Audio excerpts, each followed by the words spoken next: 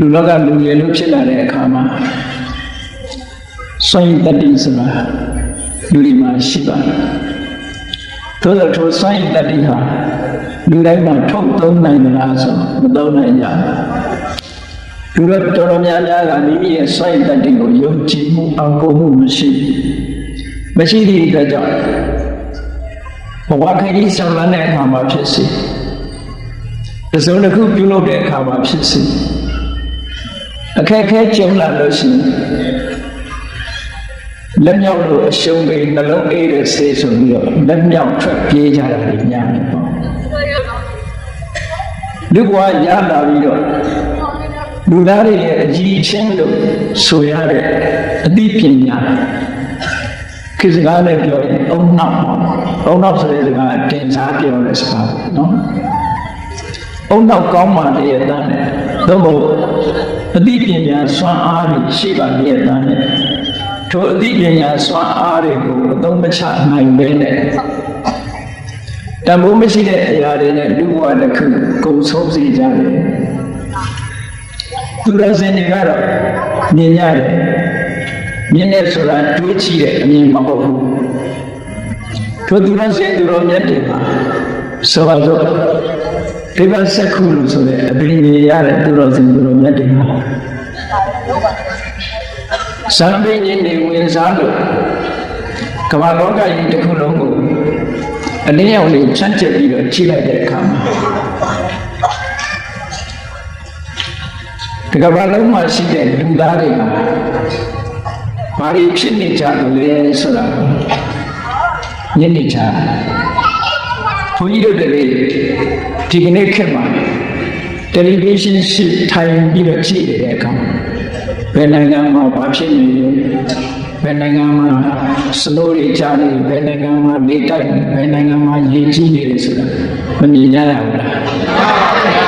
ဒါမြင်ရတယ်ဆိုတော့စိတ်တည်းသာလေးမြင်ရတာနော်မြတ်စွာဘုရားတို့တကယ်ဒိဋ္ဌိစိတ်ကိုမြင်ရတဲ့သူတော်စင်ပုဂ္ဂိုလ်တွေတမာရီစွမ်းအားကိုအသုံးချပြီးတော့စัจ java လာကြီးတစ်ခုလုံးကိုဖြန့်ကျက်ပြီးတော့သူတို့ကြည့်ရှုလိုက်တဲ့အခါလူသားတရလုံးသို့မဟုတ်တရားတွေတတ္တလောကကြီးတစ်ခုလုံးမှာလူလောကကြီးကဝင်လာတဲ့လူတွေမြင်ရတယ်လို့ထွက်သွားတဲ့လူတွေလည်းမြင်ရတယ်ထွက်သွားပြီးတော့တဏှာမှာပြန်ဝေးဖွားတာတွေကိုလည်းမြင်ရတယ်ထိုတဏှာကပြောင်းပြီးတော့လူလောကကြီးဝင်ရောက်လာတာတွေကိုလည်းမြင်ရတယ်အဲ့ဒါလိုမြင်ရတဲ့ဥယျာဉ်ထဲမှာဘာတွေကများနေကြလဲလူတွေကမစင်သွားကြလို့ဒီကနေ့ခေတ်လူဥယျာဉ်ဒီလောက်တိုးနေတာဟာလူဘဝဟာရတယ်လို့တော့မချိုးမထင်ဘူးပေါ့သို့တော့လောကမှာရှိတဲ့တိရစ္ဆာန်ဥယျာဉ်တိရစ္ဆာန်တောင် species ရှိသမျှအမျိုးတွေအကုန်လုံးမဟုတ်ဘူးနဲ့တစ်မျိုးတည်းနဲ့တိုင်းတာကြည့်ပါဆိုပါစို့ဘဝစိတ်ဆိုတဲ့တတ္တဝါလေးတွင်နဲ့ကမ္ဘာမှာရှိတဲ့ဘဝစိတ်တွင်မှာရှိတဲ့ဘဝစိတ်အကောင်လေးအရေးအတွက်နဲ့ကမ္ဘာလုံးမှာရှိတဲ့လူသားတွေကအရေးအတွက်ဘယ်ဟာပုံများနိုင်တယ်လဲဘဝစိတ်မှာလည်းအနီမျိုးရှိသေးတယ်အနက်မျိုးရှိသေးတယ်အကောင်လေးမျိုးရှိတယ်အကြီးမျိုးရှိသေးတယ်သူတို့ species ကိုအောင်ကြည့်လိုက်မယ်ဆိုရင်နည်းနည်းတိရစ္ဆာန်တွေမဟုတ်ဘူးနော်အဲ့တော့ဒိဗ္ဗစက္ခုနဲ့ကြည့်လိုက်တဲ့အခါကျတော့လောကမှာရှိတဲ့လူတွေဟာလူဘဝကိုတခဏလေးရောက်လာပြီးတော့မသေးတော့မဲ့ပုံမအိုတော့မဲ့ပုံမနာတော့မဲ့ပုံအာယုံကောင်းကောင်းကြားတွေမှာပြောလို့ပါလို့တည်သွားကြတဲ့အခါကျတော့အပင်ကြီးရောက်သွားကြတဲ့ပုဂ္ဂိုလ်တွေကများတယ်ဒါကလက်တွေ့မြင်ရတဲ့ဒိဗ္ဗစက္ခုမိမိကိုယ်တိုင်ဒိဗ္ဗစက္ခုကိုမြင်ရလို့ကြည့်မယ်ဆိုရင်ဒီတိုင်းနဲ့မြင်ရမယ်အင်မတန်မြင့်တဲ့တောင်ထိပ်ကနေပြီးတော့ချိုးတောင်ချေမှာရှိတဲ့ရွာတွေပါလုံးမမြို့တစ်မြို့တောင်ထိပ်ပေါ်ကနေပြီးတော့မမလူကြီးတက်ပြီးတော့ချိနေတယ်ဆိုရင်လူတွေအိမ်ထဲဝင်သွားတာအိမ်ကထွက်လာတာလမ်းပေါ်ရောက်သွားတာလမ်းပေါ်ပြေးသွားတာဒါတွေအကုန်မြင်နေရသလိုပဲသတ္တလောကကြီးတစ်ခုလုံးရဲ့လှုပ်ရှားသွားလာနေမှုတွေအားလုံးထိုဒိဗ္ဗစက္ခုဆိုတဲ့မြင်ကွင်းကျယ်ကြီးတဲ့အတွင်းမှာအကုန်လုံးအထင်ရှားပေါ်နေတယ်အဲ့လိုထင်ရှားပေါ်နေတာလက်တွေ့သိရှိပြီးတော့မှမြတ်စွာဘုရားကဒီစကားကိုဟောတယ်လူဘဝကနေသိဆုံးပြီးတော့လူဘဝပြန်ဖြစ်တဲ့ပုဂ္ဂိုလ်ဟာအလွန်တရာမှနေတယ် လူဘဝကနေပြီးတော့အပယ်လေးကိုရောက်သွားတာကများတယ်ဘယ်လောက်ထိများတော့ဆိုလို့ရှိရင်ရာခိုင်နှုန်းနဲ့မပြောမိမယ်လို့ဘယ်လောက်ထိများတော့လို့ဆိုလို့ရှိရင်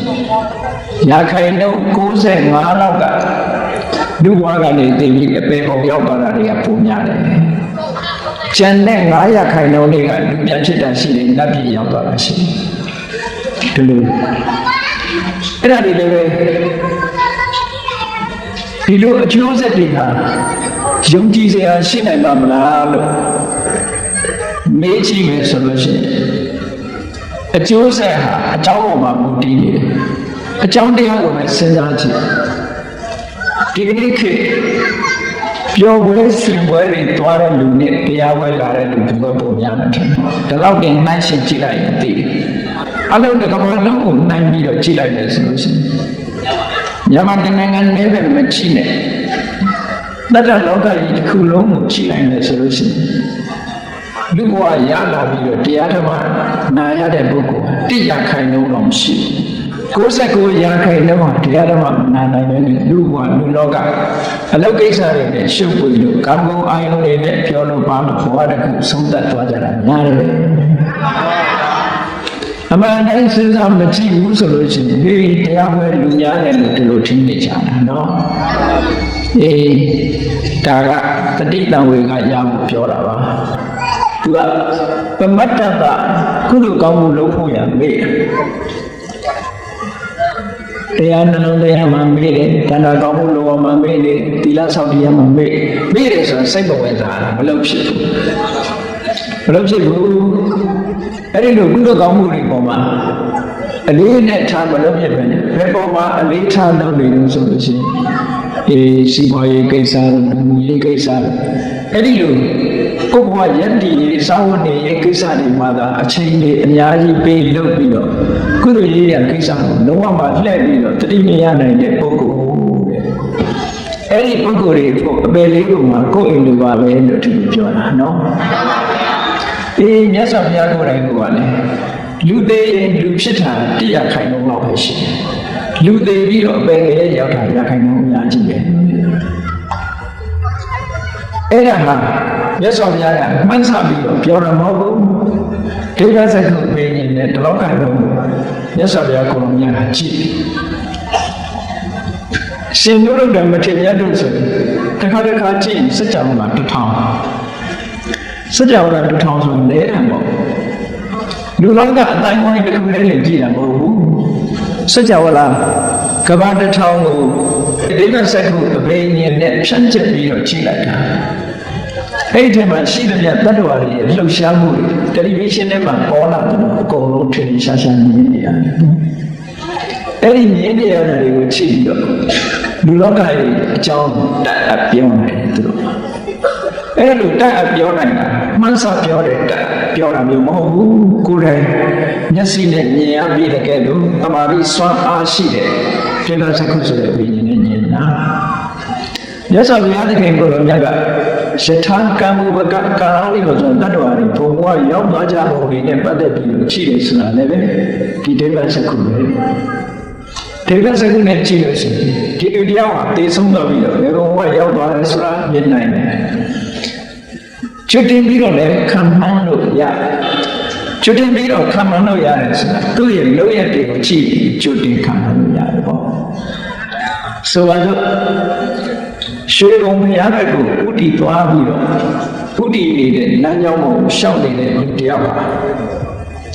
တဏှာကြီးလောက်ရှောက်ရင်ရောက်မယ်ရွှေတကုံရောက်မယ်ဆိုရင်ဘေးလူကသိတယ်ဒီလူဒီလမ်းကြောင်းတိုင်းရှောက်သွားရင်တော့ရွှေတကုံဘုရားရောက်သွားမှာပဲလို့မပြောနိုင်ဘူးပြောနိုင်တယ်ဒါဖြစ်လို့လမ်းကြောင်းကြီးမြင်နေရတာဟုတ်ဒီလမ်းကြောင်းကြီးကိုရှောက်ရင်ဒီစခန်းရောက်မယ်ဆိုတာကကျင်းနေအဲ့ဒါလိုပဲမြတ်စွာဘုရားကဒိဋ္ဌိစကုအဘိညာဉ်နဲ့ကြည့်လိုက်တဲ့အခါဒိဋ္ဌိစကုအဘိညာဉ်ရဲ့စွမ်းအားတစ်မျိုးဖြစ်တဲ့ယထာကမူပကဉာဏ်နဲ့ကြည့်လိုက်ဒီလူကတော့ဒီလုံနေလုံနေပြီဒီလုံနေလုံနေတာဒီလမ်းကိုရှောက်နေတာဒီလူဟာဘယ်ကိုရောက်တော့မှာပဲလို့ဆိုမြတ်စွာဘုရားတာပြောရတယ်ပေါ့ မှန်စားပြီးတော့ပြောတဲ့အရာတွေမဟုတ်ဘူးဒါကြောင့်မို့မြတ်စွာဘုရားကတယံအဘိညာသစ္စိကတ္တဝအဝိဒေမိဆိုတဲ့စကားလုံးကအလွန်အဓိပ္ပာယ်ရှိတယံအဘိညာကိုယ်တိုင်သိသစ္စိကတ္တဝလက်တွေ့လုပ်ပြီးတော့မှအဝိဒေမိကပြောတာသူများပြောတာကနေတစ်ဆင့်ခံပြောတာလည်းမဟုတ်ဘူးစာရေးအိထားတာတွေ့လို့ပြောတာလည်းမဟုတ်ဘူးကိုယ်တိုင်လက်တွေ့သိပြီးမှပြောတာလို့ဒီလိုခေါ်တာနော်ဒီနေ့ဘုရားမြတ်စွာဘုရားတရားတွေထဲမှာနတ်နာအဘ္ဗုရောစိနာတိယေဇန်တတိမရှိတဲ့သူဟာဘယ်အရာကိုမှအောင်နိုင်မှာမဟုတ်ဘူးယေဇန်တတိရှိမှအောင်မြင်နိုင်တယ်ဒီစကားလုံးကို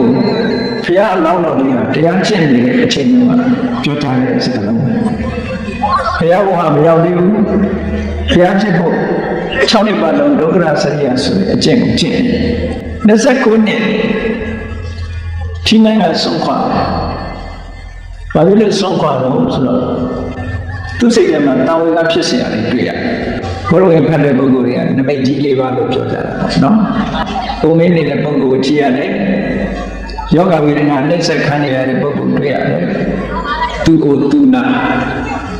သိဆုံးသွားတဲ့အလောင်းကိုတွေ့ရတယ်။တရားဓမ္မနဲ့ဝိလေရောပြီးတော့ငြိမ်းငြိမ်းချမ်းချမ်းပြုံးပြုံးရှင်ရှင်ကြည်ကြည်လေးနေတဲ့ယဟန်တော်ကိုဖူးတွေ့ရတယ်။နမိတ်ကြီးလေးပါဘုန်းကြီးတို့တွေလည်းတွေ့နေတာမတွေ့ဘူးလားကိုနားတယ်ကကိုအဖိုးခွားတွေရှိနေတာဆိုသူ့ဘိုးဆိုတွေ့ဒီအတွေ့အကြုံကိုတွေ့တယ်လို့ပြောတာမဟုတ်အသိဉာဏ်နဲ့တွေ့တယ်အတွေ့အကြုံကိုပြောတာနော်အသိဉာဏ်နဲ့ဘယ်လိုတွေ့လို့ကိုဒီနားမှာရှိတယ်အဖိုးခွားကြည့်ဟောငါလည်းဒီနေ့ကိုအောင်မှာပါလားကိုချင်းတရားကဘယ်လိုမှကြော်သွားပြီးမသွားနိုင်ပါလားလို့ဆိုတယ်တံဝေကအတွေးနဲ့တကယ်အသိဉာဏ်နဲ့ကြည့်မယ်ဆိုလို့ရှိရင်ကြောက်ဖို့မကောင်းဘူးလားကောင်းတယ်ကြောက်ဖို့မကောင်းတယ်ဒါကြီးကိုတို့ဖြတ်ရအောင်ပါပဲစိတ်ုံနေတော့ကြည့်လို့လူမမာတကြီးတကြီးဒုက္ခရောက်နေတဲ့လူမမာတွေတွေ့လူတွေကတိတ်မထင်ဘူးနော်သူကအစမ်းမလို့အနေထိုင်မတတ်လို့ယောဂရလို့ငါတို့ကတော့ကျမ်းပါတယ်ဒီလိုမဖြစ်ဘူးလို့ပဲထင်ကြတာကျမ်းပါတယ်လူကမကျမ်းပါတဲ့လူကိုသူသာဖြစ်တာငါမဖြစ်ဘူးလို့မြဲထင်အဲ့လိုထင်မတော်တဆသေးတော့တဲ့လူတော့မှဒီလူကအစားမရှောင်လို့ပြောလိုက်တယ်တခုလို့ပြောတာစားမရှောင်လို့သူစားတယ်စားစိတ်မှမတော့ဘူးပြောတာတဘာဝကိုသိမတွေ့ဘူးဟုတ်ကဲ့တကယ်တော့အိုခြင်းသဘောဆိုတာလူတိုင်းမှာရှိတယ်နာခြင်းသဘောကလည်းလူတိုင်းမှာရှိတယ်လူတိုင်းမှာရှိတဲ့သဘောငါစီလည်းရောက်လာတော့မှာပဲလို့ဆိုတဲ့အတွေးလေးနဲ့ဆိုရင်တောင်းရစိတ်ကလေးနဲ့အသိဉာဏ်လေးနဲ့တွေးလိုက်လို့ဆိုရင်60ကောင်းလို့လားငါခုချိန်မာနေပြီလို့တို့ကြမာခြင်းမမယောဂဆိုတာဟုတ်လားတရားခောက်ပြီးတော့ဝင်လာတာမဟုတ်ဘူးတရားမခောက်ဘဲနဲ့ဝင်လာတာရောက်လာဆိုဘုန်းကြီးတို့နဲ့အတိပါပေါခထောက်တာတရားဆိုသူရဲ့ဒေသမှာစာတော့ပြတက်ကြွဟိုသွားစာပြလိုက်ဒီသွားစာပြလိုက်အမြင်မှာတော့သိချမ်းမှာဒီထက်မှပဲအာယုံစိုက်ထားတယ်။ဘာရောက်မှမရှိဘူးလို့ဒီလိုယုံရှိတယ်။သိချမ်းမှာလည်းလို့ထင်တကယ်ကြတော့စာတော့ပြရင်ဖယ်ရီပေါ်မှာကရိုသင်းမောပေါ်မှာရှစ်ပတ်တွေအောင်မခံနိုင်မရနိုင်အောင်အိမ်ရောက်တဲ့အခါဆေးရုံကဆေးရုံဒီဆေးရုံတဲ့နေလောက်နေတော့ဆုံးပါမမကြီးအဆုံးပါနော်ဘာဖြစ်လို့ဆုံးနှလုံးသွေးကြောတွေပိတ်နေအဲ့တော့ကိုယ်ကျမ်းပါတယ်လို့ပြောလို့ရနိုင်မှာမသိတာကရှိတာနော်ဒီကနေ့မှာအပိတ်အဆိုးတွေကအလုံးများအစားအသောက်တွေကလည်းကယ်မီကယ်တွေကြီးပဲလူလောကမှာအသက်ရှင်ရက်တည်ဖို့ဆိုတာအလွန်ကံကောင်းမှအသက်ရှင်ကျမရဲ့အာရိယတွေကမြောင်များစွာဒါကတော့မြတ်စွာဘုရားသခင်ကိုရောမြတ်ကိုယ်တိုင်ကလည်းစဉ်းစားဖို့ပါဒီခေတ်ကြမှာဖြစ်တာမဟုတ်ပါဘူးလူကအသက်ရှင်ဖို့ဆိုတာတော့ခဲပါလေခဲတဲ့ခြားတဲ့ကနေအသက်ရှင်နေကြရတာပါ ကိုမာလာတယ်ချမ်းမာလာတယ်လို့ပြောစရာအကြောင်းသိမရှိလာပါဘူးဒါကြောင့်မို့လူမမိုင်းတွေ့တော့ငါမှလည်းဖြတ်လာခြင်းသဘောရှိတယ်ဖြတ်လာခြင်းသဘောငါလည်းမကြော်လွှမ်းနိုင်ဘူးဆိုရင်အတွေ့လေးတွေ့ပြပါဒီအမြင်လေးကိုမြင်ဘုရားတော်ကအဲ့လိုမြင်တော့လောကကြီးကပြောခြင်းစရာတွေရှိတော့သူ့ရဲ့စိတ်နှလုံးစိတ်ဓာတ်ကဘယ်လောက်ရင်းကျက်လဲဘုရားလုံးတွေကအဲ့ဒီချိန်29နှစ်ရှိတယ်သူတွေနဲ့တွေ့တဲ့အခါမှာတာမန်ပုဂ္ဂိုလ်တွေကဟဲ့သူတွေငါပို့ဒါပဲဆိုတာသူတွေငါပို့ငါတွေသူပို့လို့မလုပ်တော့ဘူးအဲ့ဒါသူတွေငါပို့ရင်သူတွေလူတွေကအဲ့လိုဆိုလို့ရှိကြတယ်နော်သူတွေငါပို့လို့သူတွေကိုယ်တွေကမမဘူးအဲ့ဒီလိုပဲဒီလူတယောက်တည်သွားပြီဆိုရင်သူဘာကြောင့်လဲနေထိုင်မတတ်တော့မရှောင်ဘူးဒီလိုအတွေ့အကြုံစားဒီလိုအပြစ်တင်ချက်ကလေးနဲ့ပဲဆုံးသွားရှာတာကသူ့ဘဝတစ်ခုအော်ငါတို့လည်းသိရအောင်ပါလားသိချင်းတရားဆိုတာတို့မှလည်းရှိနေပါလားလို့မလုံးသွင်းမိတဲ့ပုဂ္ဂိုလ်ကအလွန်ရှာဘုရားတော်နမိတ်ကြီးလေးပါထင်တယ်ဆိုတာမမြင်တာတော့မဟုတ်နိုင်ဘူးအသိဉာဏ်ပေါ်တာကိုပြောမယ်ဒါတော့ဘုရားဝင်ထဲမှာရေးထားတာတော့သူနာသူသေးဆိုတာဒီမမြင်ရအောင်ခကြီးတော်ကြီးကစီမံထားတယ်ဒီလိုရေးထားတာရှိဖြစ်ချင်လည်းဖြစ်မယ်တို့မဟုတ်အဖိုးတွေဖွားတွေကြတော့မမြင်အောင်လုပ်လို့ရပါမလားမရပါဘူးအဖေရှိရင်အဖိုးရှိမှာပေါ့ဗျာအမေရှိရင်ရောအမေကြီးမရှိဘူးလားအမေကြီးကလည်းလွတ်လွတ်ပြည့်ဟုတ်မလဲဒါမို့တချို့နိုင်ငံသားတွေကအဲ့ဒီဟာကိုတိတ်ပြီးတော့သူတို့ရုပ်တည်မရှိဘူးလို့သူတို့လက်ခံအဲ့တော့ဘုန်းကြီးတို့တွေကစာထဲမှာရေးတာကမမြင်အောင်စီမံတယ်ဆိုတာလေသမန်မြေရုပ်မြင်စဉ်မြင်တာမျိုးမဟုတ်ဘူးဘုရားတော်လို့တော်ဝိကစိတ်နဲ့မြင်တာဘုန်းကြီးတို့တွေလည်းမြင်နေတာလေပဂတိမျက်စိနဲ့မြင်တာကိုအမြင်လို့ခေါ်လို့မရဘူးအသိဉာဏ်နဲ့မြင်တဲ့အမြင်မှာအမြင်လို့ခေါ်လို့ရတာဘုရားတော်ကြီးကအသိဉာဏ်နဲ့မြင်တာအဲ့ဒီအသိဉာဏ်နဲ့မြင်လို့သူနာသူတွေဆိုတဲ့နမိတ်ကြီးသုံးပါထင်ပြီးတော့ဘဝကြီးကိုညီငွေကြောင်းလာနေတဲ့အချိန်မှာအင်းချမ်းတဲ့စိတ်နှလုံးရှိတဲ့ချီရှင်တဲ့တမာတိဉာဏ်နဲ့ရှိတဲ့ဉာဏ်တော်ကိုမြင်လိုက်တော့အဲ့ဒီဘဝကိုအားချတယ်သူစိတ်ထဲမှာဆုံးဖြတ်ချက်ချတယ်တော့ထွက်တယ်ပေါ့ဗုဒ္ဓရဲ့မှာဒီလိုဆိုထားတာနော်တော့ထွက်တဲ့အခါကျတော့ဘုရားတော်ကဟိမန္တတောင်းချီကအလုံးသိတဲ့အတိုင်းကောသလတိုင်းထဲမှာအပါဝင်ဖြစ်တယ်ကောသလတိုင်းတွေကနိုင်ငံကလေးတစ်ခုပေါ့ကောသလတိုင်းထဲမှာရှိတဲ့နိုင်ငံလေးတစ်ခုကောသလမင်းကြီးကပို့ပြီးတော့ပါဝါကြီးတယ်မြတ်စွာဘုရားရဲ့ခမည်းတော်ကြီးကနိုင်ငံခတ်သိမ်းပြီးမှအုပ်စိုးရသို့တော်လည်းပဲတဏှအင်အားအမတန်ကောင်းတယ်အမျိုးအင်အားအမတန်ကောင်းတယ်အမျိုးတန်တယ်ဒီဥစ္စာချမ်းသာလူရည်တန်အဲ့ဒီဘက်မှာရှင်းပြလို့မရဘူးပေါ့သို့တော့အင်ပါယာကြီးတာကအတော့ကတော့ဗရိနောကကြီးကောသလတို့ကအင်ပါယာကြီးကောသလမင်းကြီးတို့ကအင်ပါယာကြီးဒါစာထဲမှာလည်းပါပါတယ်ရသော်ဘုရားကတခါတော့မရှိတယ်ဒုတာလူမျိုးမင်းကြီးဆိုတာလေကောသလမင်းကြီးရဲ့အချမ်းရင်းမင်းမျိုးသားဖြစ်တယ်တောင်းလိုက်မင်းကြီးပေါ့အနုယန္တဆိုစကားလို့တော့အနုယန္တဆိုတာဘာသာရေးဆိုရင်မှတခါတော့မှရှိတယ်လို့ပေါ့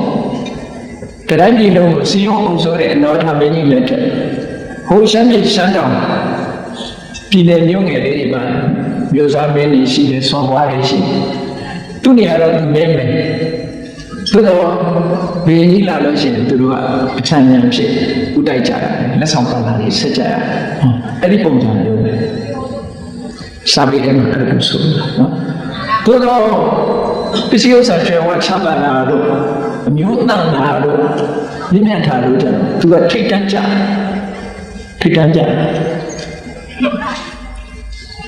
အဲ့ဒီမှာတိုင်းငယ်လေးတက်ကတိုင်းလို့ခေါ်တာအဲ့တက်ကတိုင်းမှာကပိလဝဖြစ်ကပိလဝမြို့တော်ကနေပြီးတော့တောထက်ဒီဝါဒဟာကောလိယတက်ကဒါတွေကိုကြော်ဖြတ်လိုက်တာနောက်ဆုံးမှာကောသလမင်းကြီးနယ်ပယ်လေးထိအောင်ရောက်သွားတယ်အဲ့ဒီနယ်ပယ်လေးရောက်တဲ့အခါကျတော့ မင်းသားအသွင်နဲ့မသွားတော့ဘူးအတော်မှတောင်ကန်းလေရောက်တဲ့အခါမှာနောက်ကအတူပါလာတဲ့ဆန္ဒဘုန်းကြီးတို့ဘုန်းတော်အိမ်ရုပ်ပုံတော်တွေငယ်ငယ်တော့ကြည့်ဘူးမြင်းမီဆွဲမောင်းဆန်ဆိုမောင်းဆန်ကမြင်းမီဆွဲလိုက်ရမြင်းမီဆွဲလိုက်ဖြစ်နိုင်မှာမြင်းခန္ဓာနဲ့ဒီလိုပြုတ်ကြတယ်နော်မြင်းမီဆွဲဆိုတာအမှန်ကတော့မြင်းကရေထဲကိုဖြတ်တဲ့အခါမှာမြင်းကအဘီးကိုခါရတာသူကဘုရားတော်ရဲ့နောက်ကနေမြင်းပေါ်မှာပဲထိုင်လိုက်ပြီးမြင်းမီကိုကန်ရတာအဲ့ဒီလိုဟာမျိုးသာဖြစ်တဲ့ပေါ့နောက်ကတွဲလုံးကြီးမြင်းမီဆွဲလိုက်ရမယ်ဆိုတော့မတတ်တာမြင်းပြေးလို့ရှိရင်သူခံနိုင်မှာမလားခံနိုင်မှာဘူးဟုတ်ပကြီးတွေဆွဲထားတာဟုတ်မှမထင်ပါဘူးနော်မြင်းတော်လားဆိုတာဘယ်ရင်မှာမြင်းကိုစောင့်ရှောက်ထိန်းသိမ်းတဲ့ပုဂ္ဂိုလ်သွားစရာရှိရင်သူကသူမြင်သူစီလိုက်ချင်တယ်လိုက်တယ်တော့မဟုတ်နောက်ပိုင်းရင်လိုက်ရမှာပေါ့အဲ့လိုလိုက်တဲ့ပုဂ္ဂိုလ်ပဲဖြစ်နိုင်တယ်အနောက်မှာတောင်ကမ်းရောက်တဲ့အခါကျတော့မောင်ဆန်းတဲ့မြင်းကိုပြန်လွှတ်လိုက်ပြီးတော့ဆံပယ်လိုက်တယ်ဆံပယ်လိုက်တဲ့အခါမှာဘုရားတော်ပါလာတဲ့တန်ရဓာတ်နဲ့ဖြတ်လိုက်တော့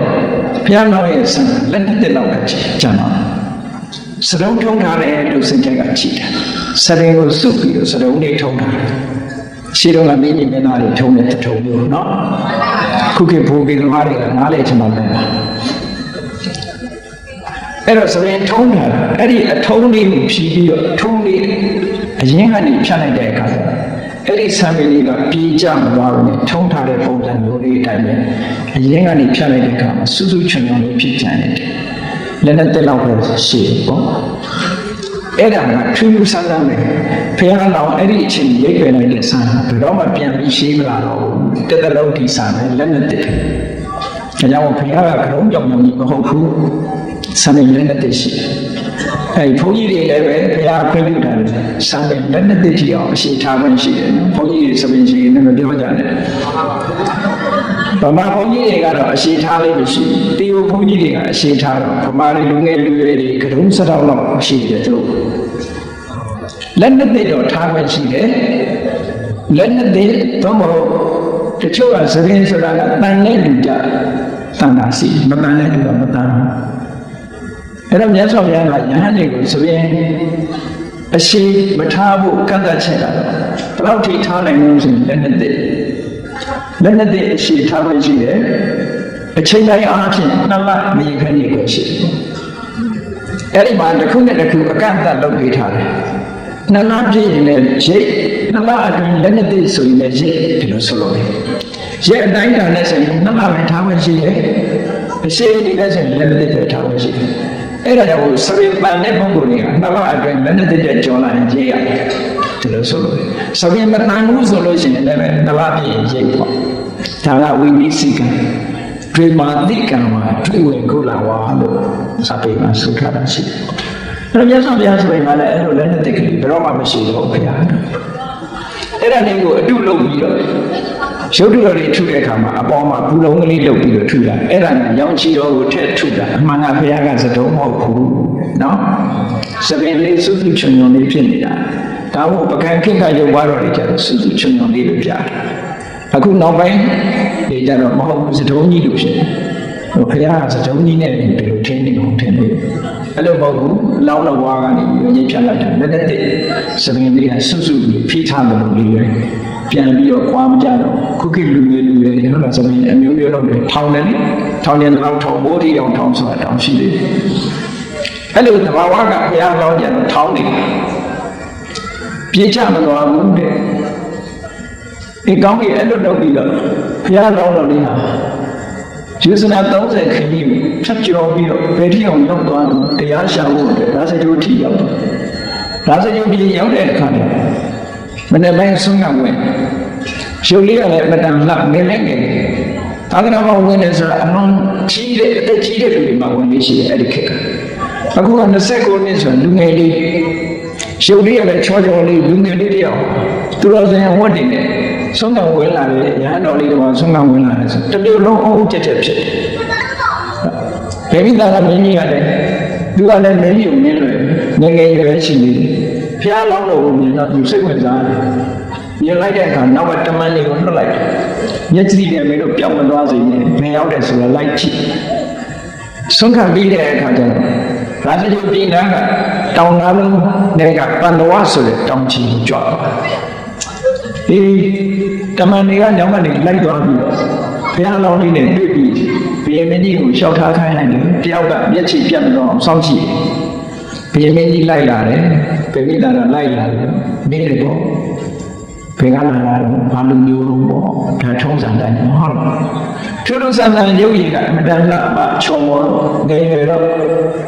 တန်တော်မိတဲ့ခါမှာသူကတက်တော့တိုင်းသုဒ္ဓရဏမင်းကြီးရဲ့သားတက်ချလူမျိုးပါဆိုတာကိုပြောတော့ဗေမိတာမင်းကြီးကမြင်းမြင်းချင်းခင်တယ်အဲ့တော့ဆိုလို့ရှိရင်သူနဲ့အတူနန်းတော်လိုက်ပြီးပါပေါ့ဆိုတော့မဟုတ်ဘူးတဲ့ကျွန်တော်ကကာမဂုဏ်အာယုတွေကိုမလိုချင်တော့စွန့်ခါလာတဲ့ပုံစံဖြစ်တယ်တရားဓမ္မကိုရှာနေတယ်မတရားတရားရှာဖို့ထွက်လာတာလို့ရှင်းပြတဲ့အခါဗေမိတာမင်းကြီးကဒီလိုဆိုလို့ရှိရင်တရားတွေ့လို့ဘုရားဖြစ်ပြီဆိုရင်သူစီရင်လာခဲ့ပါပေါ့သူ့နိုင်ငံကိုရင်ကြွားခဲ့ပါဒီလိုဖြစ်တော့စကြုံပြီးပတ်ဝန်းကျင်မှာအဲ့လိုဘာသာတရားတွေထုံးတာအယူဝါဒကြောင့်များထုံးတာတဲ့ဘုရားအလောင်းတော်တွေကအာလာရတို့ကာလမတို့ဆိုတဲ့နာမည်ကြီးတပဋ္ဌာန်းကျင့်တဲ့ကိုအောင်းနေတဲ့အတိကြီးတွေစီသွားနီးခံပြီးတော့ကျင့်ထူးထူးခြားခြားအောင်မြင်ပေါရောက်လို့ယတိကြီးတွေကတော့တန်တော်နဲ့သူတို့ဆရာအဖြစ်မိတ်ဆွေဖြစ်သူတို့ခိုင်းထဲမှာဝင်ဖို့ဖိတ်ခေါ်ကြတယ်ဘုရားလောင်းတွေကငါရှာတာဒီတရားမဟုတ်ဘူးဆိုပြီးတော့သူတို့ဖိတ်ခေါ်တာကိုညှင်းပယ်ပြီးတော့သူကိုယ်တိုင်တရားတော်မှာရှာလိုက်တာနောက်ဆုံးတပအကျင့်တွေစပ်ပြီးတော့ကျင့်တဲ့အနေနဲ့ကျင့်လိုက်တယ်ကျင့်လိုက်တဲ့အခါအခြေအနေတွေကဘယ်လောက်ထိအောင်ဆိုးသွားတယ်ဒုက္ခရစရိယကျင့်နေတဲ့ပုံမျိုးကိုတရုပ်ဖော်ထားတာတွေ့ကောင်းတွေ့လိမ့်မယ်ဘုရားရဲ့အလောင်းတော်မှာအစာဖြတ်ရေဖြတ်ပြီးတော့ကျင့်လိုက်တာလူပြိုလမ်းတဲ့အရင်စတဲ့ကုံသွားမဲမဲချောက်ချောက်နဲ့ဖြစ်ပြီးတကယ်အဖိုးဦးကြီးလိုဖြစ်သွားတယ်ဘိုက်ခိုင်လိုက်လို့ရှိရင်ကြောရိုးသွားတိကြောရိုးခိုင်လိုက်လို့ရှိရင်ဘိုက်နဲ့ကြောရိုးနဲ့ကတ်သွားတယ်လို့ပြောတာနော်အဲ့လောက်ထိတော့အခြေအနေတွေဆိုးသွားတဲ့အနေအထားရောက်တော့ကျင့်လိုက်တာအဲ့ဒီလိုကျင့်တဲ့အချိန်လေးမှာအပင်မခံကျင့်နေတဲ့အချိန်မှာဗမာပြည်ထဲမှာတော့ဘုဒ္ဓဝင်ဘယ်သူကနေကြံကြံပြီးလို့ရေးတယ်တော့မသိဘူးတန်မျိုးတွေကလည်းတစ်ခါတစ်ခါစားရဲပါတာလည်းရှိတယ်မပါတာလည်းရှိတယ်ပိဿတိကနန္ဒကဘုရားလောင်းလာပြီးတော့စောင်းလေးတီးတယ်တရားကျင့်နေဆိုတော့မလျော်မတင်စောင်းရွေးညင်းတယ်လို့ကျင့်ရတယ်လို့နန္ဒကသာတတိပေးတယ်လို့ကြီးဒီထုတ်ဝင်ဒီမှာဒါတွေတချို့မပါတကယ်ပါဠိလိုရေးထားတဲ့စာတွေမှာမပါနော်အဲ့ဒါကမြတ်စွာဘုရားကဥပမာအနေနဲ့သောဏမထေရပြင်းပြထန်ထန်ကျင့်တဲ့အခါမှာသောဏမထေရကိုဤပေးတာမင်းမလျော်မတင်ကျင့်ရတယ်ဆိုတာသောဏမထေရပြောတာဘုရားကကိုယ်တိုင်ပြင်းပြထန်ထန်ကျင့်တယ်ကျင့်လိုက်တဲ့အခါနောက်ဆုံးအခြေအနေဆိုးသွားလို့ဘုရားတော်ကဘယ်လောက်ထိအောင်ဆိုးသွားလို့ဆိုလို့ရှိရင်မတ္တရနိုင်နဲ့လုံးလိုက်ဝမ်းရမောက်ပြီးလဲသွားတယ်အခြေအနေထိအောင်ပြေတော့မဲ့အနေထားထိအောင်ရောက်သွားတယ်အဲ့ဒီအချိန်လေးမှာဘယ်သူကလာပြီးတော့စကားပြောတာတော့ဆိုအကျိုးလိုလားကြောင့်မန္တသားကြီးကရောက်လာပြီးတော့ဘုရားကောင်းကိုလာပြီးတော့ပြောတယ်။ဘာပြောတာလို့ဆိုတော့ပြင်းပြထန်ထန်ကျင့်တဲ့အကျင့်ကျင့်နေရတော့မှကိုလိုချင်တဲ့အားမရဘူးဆိုတော့ဒီအကျင့်လွယ်တဲ့ကိစ္စမဟုတ်ဘူးတဲ့။လုံးမနေနဲ့တော့လူကအသက်ရှင်ဖို့ကအရေးကြီးတယ်။အသက်ရှင်ကျန်တဲ့ခုလိုကောင်းမှုတွေလုံးနိုင်တယ်လို့လာပြီးတော့ပြောတယ်။အဲ့ဒီစကားပြောတဲ့အချိန်မှာဘုရားတော်လေးကဘာပြောလို့ဆိုငါအသက်ရှင်ဖို့လုံးနေတာမဟုတ်ဘူးမင်းပြောတဲ့ကုသိုလ်တွေလည်းငါမလို့ချင်ငါလို့ချင်တာမသေးရတရားပဲလို့ချင်ဆိုတဲ့အချိန်ဘုရားကအေးတတိမရှိတဲ့လူကမအောင်နိုင်ဘူးဆိုဒီစကားလေးပြောနော်ဘဝတစ်ခုမှာအခက်ခဲပေါင်းအများကြီးဖြတ်ကျော်တရားကျင့်တဲ့ပုဂ္ဂိုလ်တွေအခက်ခဲပေါင်းမြောင်များစွာဖြတ်ကျော်တရားဓမ္မအရာမှာအမြင့်ဆုံးအဆင့်ရောက်ဖို့ဆိုအခက်ခဲတွေအများကြီးဖြတ်ကျော်လောကီစီမံရေးလုပ်တဲ့ပုဂ္ဂိုလ်တွေနဲ့အခက်ခဲပေါင်းမြောင်များစွာဖြတ်ကျော်ရတဲ့ပုဂ္ဂိုလ်တွေရှိတာတရားဆိုတာကျတော့ပို့ပြီးတော့လေးနဲ့တာဘုရားအလောင်းတော်တွေအခက်ခဲပေါင်း10မျိုးဖြတ်ကျော်ရတယ်ဖြတ်ကျော်ခဲ့ရတာမန္တသားကြီးကိုသူပြန်ပြောတဲ့စကားအနေနဲ့ဟောထားတာရှိတယ်ပေါ့ မင်းဖန်နေထားတဲ့အခက်အခဲတွေတို့ဖြတ်ကျော်ခဲ့ရအများကြီးပဲအဲ့ဒီအခက်အခဲ10ရက်ကိုဖြတ်ကျော်ဖို့ဆိုတာတတ္တိမရှိတဲ့လူတွေဖြတ်ကျော်နိုင်ဘူးကွာငါတို့ကတော့တတ္တိရှိတယ်မရမချင်းနောက်မဆုတ်ဘူးနော်ဘုရားလောင်းလေးမှာပါတော့တယ်တတ္တာယုံကြည်ချက်ပြင်းထန်တယ်ဘုန်းကြီးတို့တွေဘာလို့တရားမရယုံကြည်ချက်ကတိတ်မပြင်းထန်ရှိတော့ရှိမပြင်းထန်နော်ဘုရားလောင်းကယုံကြည်ချက်ပြင်းထန်တယ်ရဖို့ရရမယ်ရှိကိုရှိရမယ်ဆိုတာယုံကြည်ချက်ရှိအေးယုံကြည်ချက်ပြင်းထန်ပြီမဲ့လို့လူပြင်းဆိုလည်းမရဘူးယုံကြည်ချက်တော့ရှိတယ်လုံးတော့ဝိရိယမရှိဘူးပြင်းနေတယ်ဆိုရင်ဘလို့မပြင်းနိုင်ဘုရားလောင်းကငါမှယုံကြည်ချက်လည်းရှိတယ်လုံးတော့ဝိရိယလည်းငါမှရှိတယ်အေးယုံကြည်ချက်လည်းရှိပါရဲ့လုံလဝိရိယလည်းရှိပါရဲ့အသိဉာဏ်မရှိဘူးဆိုရင်လည်းမအောင်မြင်နိုင်ဘူးအသိဉာဏ်ဆိုတာအမှန်တမ်းအရေးကြီးတယ်ဟုတ်လားမျက်ကန်းလို့စုံမိတ်ပြီးတော့ယုံလို့ရတာမျိုးမဟုတ်ဘူးဒါကြောင့်ငါမှပြင်းထန်တဲ့ထက်မြက်တဲ့သရာစွမ်းအားရှိတယ်ဆွေးမြဲတဲ့လုံလဝိရိယရှိတယ်ထက်မြက်တဲ့ပညာရှိတယ်ဒါကြောင့်ငါလုပ်တဲ့အလုပ်ကိုအားလို့ပါဒါတွေဟာလူတွေရဲ့တတ္တိရဲ့ရဲစွမ်းတတ္တိပဲမင်းဖန်နေထားတဲ့ဘဝမှာလူတွေဟာအခက်အခဲ10မျိုးဖြတ်ကျော်အဲ့ဒါကိုပဲမန်စစ်တပ်ကြီး10ခုလို့ဒီလိုလဲပြောတယ်မန္တမင်းကချထားတဲ့တပ်ကြီး10တပ်ကိုဖြတ်ကျော်ပြီးတော့တိုက်ခိုက်ပြီးအနိုင်ရဖို့ရကြိုးစားရမယ်ပေါ့အဲ့ဒီနံပါတ်1ကဘာတော့ဘုန်းကြီးတို့တွေလည်းကြည့်နံပါတ်1ကကာမဂုဏ်အာယုံ၅ပါးမှာပြောနေတယ်ဆိုရင် sensual pleasure desire for sensual pleasure ပြောစရာအာယုန်တွေပေါ်မှာပြောခြင်းနဲ့စိတ်ကလေးဒီစိတ်ကလေးကိုတွန်းလှန်ပြီးတော့ကာမဂုဏ်အာယုန်ကထွက်ဖို့ဆိုတာလွယ်သလားခက်သလားဟောလောကမှာလူတွေအများကြီးရှိတဲ့အထက်မှာကြည့်အဲ့ဒီအဆင့်ကိုမကျော်နိုင်ကြဘူးအခုတရားနာပရိသတ်တွေထဲမှာဒီအဆင့်မကျော်နိုင်လို့လူဘဝမှာဟုတ်လားနေကြတာဟုတ်လားဒီအဆင့်ကျော်လို့ရှိရင်လည်းအမျိုးသားတွေလည်းကရုံလုံးဘုံကြီးပေါ်မှာပဲအမျိုးသမီးတွေလည်းဒီလက်ရှင်ပေါ်မှာပဲသို့တော့ဒီအဆင့်နဲ့မှာပဲသူတို့နောက်ဆုံးနေကြပြီကာမတေပထမတေဟောပထမအခက်အခဲကြီးတွေမှာပဲအားပြော့ပြီးတော့နောက်ဆုံးပြီးတော့ဒီထဲမှာပဲနင်းမြုပ်ပြီးတော့နေကြတယ်ဒီအခက်အခဲကြီးကိုရှေ့ကိုကျော်တက်နိုင်စွာမရှိကြဘူးတဲ့ဟုတ်ကဲ့ကဲဘုန်းကြီးကရောက်သွားပြီတဲ့ကာမဂုဏ်အာယုန်တွေကိုဆုံးပယ်လိုက်ပြီလူလောကလူပေါင်းကိုခွာဆောင်လိုက်ပြီပထမတစ်ဆင့်တော့ဖြတ်လိုက်ပြီဖြတ်လိုက်တဲ့အခါကျပြီးပြီလားလို့ဆိုတော့နောက်ထပ်အခက်အခဲတစ်ခုထပ်တွေ့လိမ့်မယ်ဘာတွေတွေ့ဒုတိယအာရတိဘုဇ္ဇတိဘုန်းကြီးဘွားမှာမပြောဘူးသီလရှင်ဘုရားသီလရှင်ဘွားမှာမပြောဘူးတရားဓမ္မနဲ့မပြောဘူးဆိုတာလာပြန်တယ်ဟုတ်ကဲ့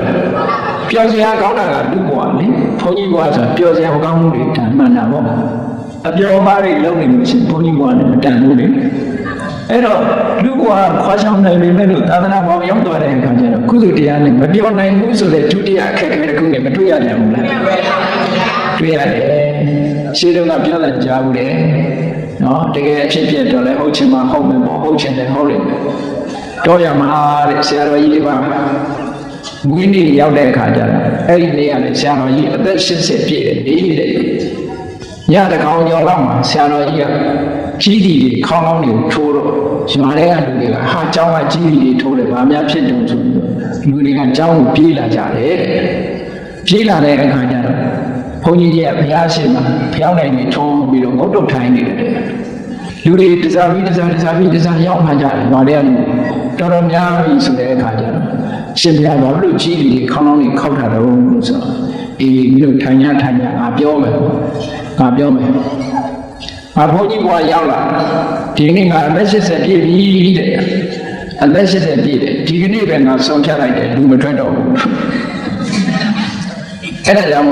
အသက်80မပြည့်သေးရင်ခေါင်းလုံးမထုံးသေးဘူးဆိုတဲ့အဓိပ္ပာယ်ပြောတယ်အဲ့တော့ဒုတိယအခက်အခဲတစ်ခုကသူတော်စင်ဘဝပျော်ဖို့ရခက်ခဲတယ်ဆိုတာဒါအခက်အခဲကြီးတစ်ခုပဲကဲကောင်းပြီဒီနှစ်ခုဖြတ်ကျော်နိုင်တယ်ကာမဂုဏ်အာယုံဆိုတာကိုလည်းဖြတ်ကျော်နိုင်ပြီမပြောဘူးဆိုတဲ့အရတိဒုတိယအခက်အခဲကြီးကိုလည်းဖြတ်ကျော်လိုက်သာသနာပေါ်မှာပြောပါပြီနော်အဲ့လိုပြောလာတဲ့အခါကျတော့ဘာနဲ့တွေ့လဲကာမတိပထမသေနာဒုတိယအရတိဘုဇ္ဇတိတတိယခုတ်ပိပါဒတိဘုန်းကြီးကသင်္ကန်းရှင်ဘွားဆိုတော့ဝိကလဘောဇနာထိမ့်သိမ်းဆောင်ရှောက်တော့ညစာမစားရ ဆုံးလို့ပြီးလို့ဆိုတာလည်းကတ်တဲ့လူရှင်ကောင်းကောင်းစားကတ်တဲ့လူရှင်ကောင်းကောင်းစားလူတွေလူကိုစားတဲ့လူစားလို့မရဘူးဆိုတာနော်အဲ့ဒီခါမှာစားတဲ့ခါမစားသေးဘူးလားဘုန်းကြီးတို့တရားတော်မှာကဲနေ့စဉ်နဲ့ညကိုစားတဲ့အချိန်စားနေတာတော့မစားကြဘူးလားဒီခုတ်ပိပါဒဆိုတာခုတ်ဆိုတာစားတာပိပါဒဆိုတာတောက်ချင်တာရေစားတာနဲ့ထမင်းစားရေငတ်တယ်ထမင်းစားရေတောက်ချင်တယ်ထမင်းစားတယ်ဆိုတဲ့အဲ့ဒါကလာပြီးတော့နှိမ့်ဆက်ပြန်တယ်ဒါကြောင့်လို့ပြောကြတယ်လေသင်္ကန်းမောနဲ့ညာဘိုက်စားမနေနိုင်ကလေးတွေနေကြည့်ဘိုက်စားလို့မောနိုင်ဟုတ်ကဲ့အပြောရဲဆုံးတော့ပါပဲဘိုက်စားတာမခံနိုင်ပြန်ဘူးအဲ့ဒါတတိယအခက်အခဲတစ်ခုပဲဒီနောက်တစ်ခုကျတော့ဘိုက်စားတော့မဖြစ်လာနောက်ထပ်အခက်အခဲတစ်ခုကဘိုက်စားတော့စားခြင်းနဲ့တဏှာတွေပို့ပြီးတော့တိုးတက်ပြီးတော့မလာဘူးလားတန်တာလာတယ်တဲ့အဲ့ဒါတဏှာဖြစ်လာတယ်အဲ့ဒီတဏှာကိုကျော်လွှားဖို့ဆိုတာသုဒ္ဓအခက်အခဲတစ်ခုရောက်လာတယ်စတုဋ္ဌိတဏှာဝုစတိစတုဋ္ဌအခက်အခဲတစ်ခုဒီတဏှာကိုပဲကျော်ဖြတ်နိုင်ပြန်ပြီအောင်ဤသိခံပြီးတော့ကျော်ဖြတ်နိုင်ပြန်ပြီဆိုတော့မှပဲနောက်တစ်ခုဘာလာတော့တရားလေးအားထုတ်မယ်ဆိုလို့ရှိရင်နိုင်လာပြီနော်တခြင်းနာတော်ရရင်ရုပ်ရှင်ကြည့်ရရင်တဏှိကုံကိစ္စမရှိဘူးတရားထိုင်ရမယ်တရားနာရမယ်ဆိုရင်ခေါင်းလေးကညိမ့်ညိမ့်လာဘေးကနေကြည့်ရင်တော့သဘောကျလို့ခေါင်းဆက်နေတဲ့ချက်မဟုတ်ဘူးအိတ်ချင်လို့ဟောအဲ့ဒီထိနာမိတ်တာလို့ဆိုရယ်စိတ်ဓာတ်တွေပြော့ညံ့ပြီးခေါင်းတဆက်ဆက်ဖြစ်လာတာမျိုးပါလေပဲအခက်အခဲတစ်ခုပဲဒါတရားထိုင်မှုတဲ့လူပိုသိတယ်ပိုသိတယ်အဲ့ဒီအခက်အခဲတွေကိုကျော်လွှားနိုင်ပြန်ပြီဆိုတဲ့အခါမှာနောက်ထပ်အခက်အခဲတစ်ခုထပ်လာအောင်ပါဘာဖြစ်လဲဘုန်းကြီးများဘောကတရားတော်မှကျင့်ရတယ်ဆိုတယောက်တည်းနေရတယ်တယောက်တည်းနေရတယ်တောထွက်တယ်ဆိုတော့တောထဲမှာတွားပြီးတော့တရားကျင့်ကြရတယ်တရားကျင့်တဲ့အခါကျတော့ကြောက်သေးတာကိုညကြတော့တစ်စီသေးရကြောက်သေးတယ်အဲ့ဒီကြောက်စိတ်ဝင်နာကုန်ပါဒါအခက်အခဲတစ်ခုပဲသတ္ထာပိဥပဝစတိ6ခုမြောက်အခက်အခဲကြောက်လန့်မှုပဲတယောက်တည်းမနေဘူးမနေရဘူးမနေဘူးဆိုတာအဲ့ဒါတရားကျင့်မှုအတွက်ခက်ခဲအဲ့ဒီကြောက်လန့်မှုတွေကိုကဲကျော်လွှားသွားပါပြီတဲ့ကျော်လွှားသွားပြီဆိုဘာတွေလာမလဲပင်စမန္ထိနာမိတ်တာတိသတ္ထပိဥပဝစတိနော်အဲ့ဒီအနေပြီးတော့နောက်ထပ်အခက်အခဲတစ်ခုဘာရောက်လာတယ်လို့ဆိုတော့ကာမတိပထမသေနာမြတ်စွာဘုရားတော်မှာကထာလေးနဲ့ဟောတယ်နော်ပထမအခက်အခဲကကာမတိပထမသေနာဒုတိယအာရတိဥစ္စတိသူတော်စင်ဘဝမပြောနိုင်တာဒုတိယတတိယခုတ်ဝိပါဒတိစတုဋ္ဌိတဏှာဥစ္စတိပိစမန္ထိနာမိတ်တာတိသတ္ထပိဥပဝစတိကြောက်တာနောက်ပြီးတော့ဘာဖြစ်လာလို့ဆိုရင်ကဲအောင်မြင်လာပြီအောင်မြင်လာတဲ့အခါကျတော့ဘာတွေဖြစ်လာကြောက်လွှားမှုတွေကြောက်ရွံ့မှုတွေကြော်ဖြတ်လာပြီးတော့တောရကြောင်းမှာတရားနဲ့ပြောနေပြီဆိုလူတွေကလိုက်မလာဘူးလားယဟန္တာနဲ့လိုက်လာတယ်ယူကြတယ်တန်းကြတယ်တန်းတဲ့အခါကျတော့ဟောလာပါတွေများလာတယ်ပူဇော်တဲ့လူတွေကများလာတယ်ကိုယ်ပဲတဲ့လူတွေကများလာတယ်အဲ့ဒါကြီးကလည်းအခက်အခဲတစ်ခုပဲအဲ့ဒါကြီးအခက်အခဲဟိုတိုးတယ်မှာဘယ်သူနဲ့မှမပြေပါဘူးဆိုသွားနေလိုက်တွေးကြမရရအောင်သွားကြတယ်ရှားကြတယ်နော်ကိုယ်ကိုယ်တိုင်ကျင့်ဖို့တော့သိစိတ်ကူသွားတွေးချင်ဖူးချင်အဲ့ဒါမျိုးတွေနဲ့တွေ့တော့လာပါလို့သက်ကာရလို့ကိုယ်တည်းကလည်းကြီးလာတယ်နာမည်ကလည်းကျော်လာတယ်ဟောအဲ့ဒါတွေပေါ်မှာသွားနေမုန်းလာလို့ရှိရင်အခက်အခဲတစ်ခုနဲ့သူရဲချရပြန်ပြီနောက်တစ်ခါအခက်အခဲတစ်ခုအဲ့လိုကြီးပွားလာတဲ့အခါကျတော့ဘာဖြစ်လာလူတွေကနေပြီးတော့ကိုယ်တော်ကဝိုင်းပြီးတော့ပူဇော်ကြတယ်ဝိုင်းမြောက်ကြပြီဆိုတဲ့အခါကျတော့မှန်တက်လာဟောမာမနာတစ်ခုတက်လာအဲ့ဒီမာမနာတက်လာပြီးတဲ့အခါကျတော့ဟောမာမနာတက်လာတာကအခက်အခဲတစ်ခုဖြစ်သွားတယ်အဲ့ဒီမာမနာတက်ပြီးတဲ့နောက်မှာမာမနာကိုနှိမ်နှင်းနိုင်လိုက်တဲ့အခါကျဘာဝင်လာရလို့ဆိုမက္ခထံပါမက္ခဆိုတာဒီငါတော်လို့အောင်မြင်တဲ့ကိုကြိုးစားလို့ကိုရတယ်လို့ထင်ကြီးလာပြီးတော့ဘူမထားတော့တဲ့အနေအထားမျိုးတွေဖြစ်လာသူတို့ဘာရဲ့ခုံကျေးဇူးတွေပါလေအတိမမပြုချင်တော့ဘူးနော် ဘယ်သူမှအလေးပေးစရာမလိုတော့ဘူးဆိုတဲ့အနေအထားမျိုးတွေခက်ထန်မှုတွေ